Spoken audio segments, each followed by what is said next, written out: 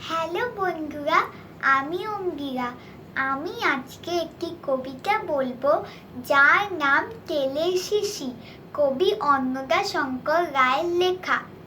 তেলের শিশি ভাঙলো বলে কুকুর পরে রাগ করো, তোমরা যে সব বুড়ো খোকা, ভারত ভেঙে ভাগ করো।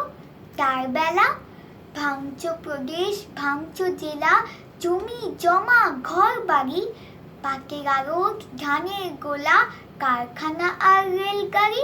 তার বেলা চায়ের বাগান, কয়লা খনি, কলেজ থানা আপিস ঘর, চেয়ার টেবিল দেয়াল ঘড়ি, পিয়ন পুলিশ প্রফেসর। তার বেলা যুদ্ধ জাহাজ, জঙ্গি মোটর, কামান বিমান, অশ্ব উট, ভাগাভাগির ভাঙাভাঙি, চলছে যেন হরির লুট।